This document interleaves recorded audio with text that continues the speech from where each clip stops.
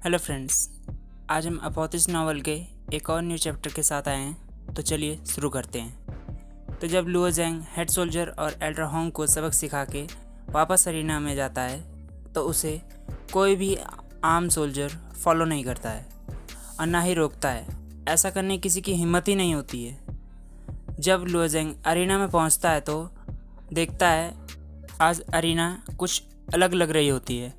सारे डिसिपल्स और human targets Luo Zhang को ही घूर रहे होते हैं और आपस में बात कर रहे होते हैं कि किस तरह से लुओ ज़ैंग ने एल्डर होंग और हेड सोल्जर को पीटा और सबक सिखाया है।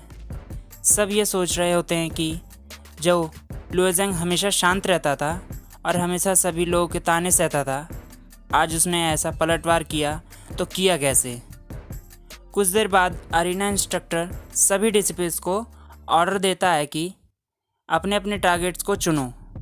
सब लोग लुओ ज़ैंग को छोड़कर बाकियों को चुन लेते हैं और उसे नहीं चुनते हैं। यह देखकर लुओ ज़ैंग निराश हो जाता है और खुद पर हंसने लगता है। सोचता है मैंने ऐसा तो नहीं सोचा था। इस टाइम उसे अपनी बॉडी टेम्पर करनी है और उसके लिए उसे अपने आप को डेली पिटवाना होता है। लेकिन अब जब उसे कोई चूज़ नहीं कर रहा होता है तो लुओ ज़ैंग सोचता है कि अब वो ऐसा क्या करे कि लोग उसे आके पीटें। वो ऐसा तो नहीं कर सकता है कि वो जाके लोगों से कहे कि आओ भाई मुझे अपनी बॉडी टेम्पर करनी है तो मुझे पीटो। ये सोचकर लुओ ज़ैंग खुद पर हंसने लगता है। लास्ट में लुओ ज़ैंग लो दालोंग के पास जाकर उससे कहता है कि दालोंग, स्टोन मैन को मारने से क्या होगा, मैं तुम्हारे साथ प्रैक्टिस करता हूँ। ये सुनकर लुओ दालोंग शर्म महसूस करता है और लुओ ज़ैंग के साथ प्रैक्टिस करने लगता है। मगर आज दालोंग के पंच में उतनी पावर नहीं होती है और लुओ ज़ैंग कुछ महसूस नहीं कर पा रहा होता है, जिससे निराश होकर वो जल्द ही प्रैक्टिस को ख़त्म कर वापस चला जाता है।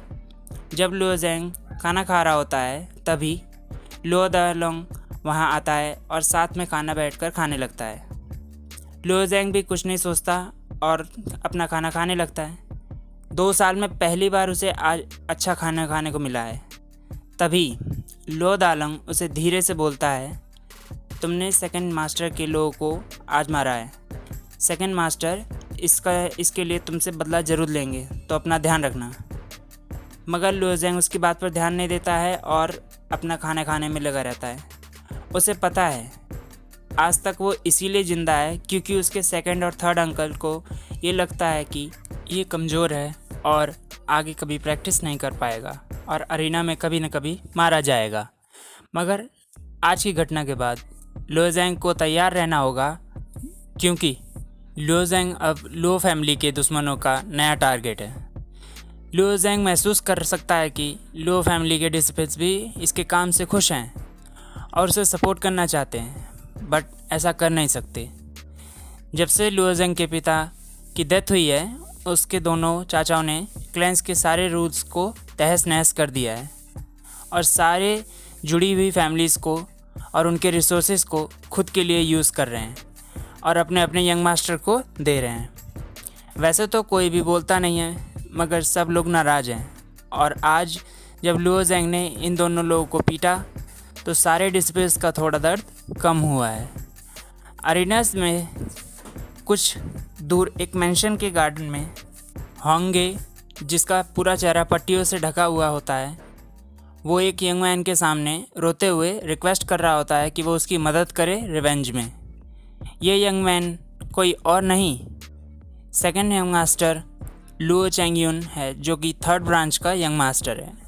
लुओ चैंगयून कहता है कि इसमें गलती तुम्हारी ही है। तुमने लुओ ज़ैंग को भले ही एक ह्यूमन टारगेट और सर्वेंट की तरह देखा, लेकिन वो इससे पहले एक मेन ब्रांच का यंग मास्टर भी था। अगर मैं भी उसे अपना नौकर बनाना चाहता हूँ तो ऐसा नहीं कर सकता।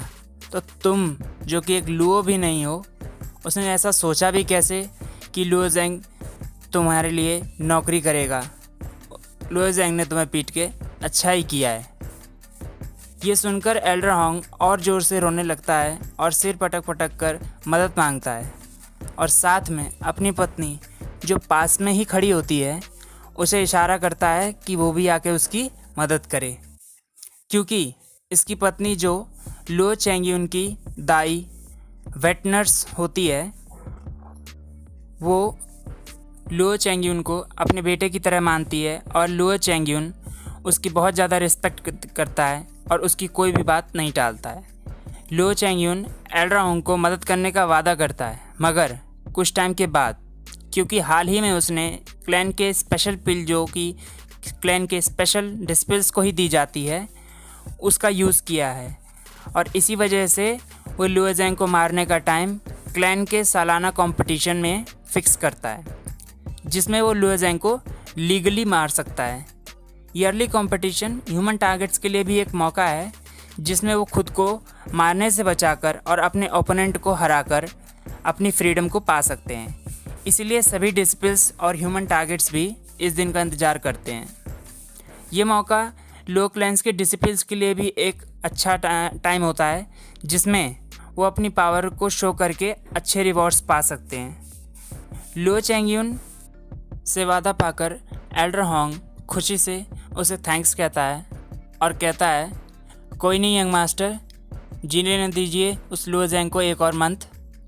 और जब लुओ चैंगयून वहाँ से चला जाता है तब होंगे अपनी भयानक हंसी के साथ अपना खूनी चेहरा दिखाता है और कहता है कि अब लुओ ज़ेंग मरेगा और मुझे मेरा बदला मिलेगा। सो फ्रेंड्स, आपको ये वीडियो कैसी लगी हमें कमेंट करके बताएं और भी ऐसी वीडियोस के लिए हमारे चैनल को सब्सक्राइब कीजिए।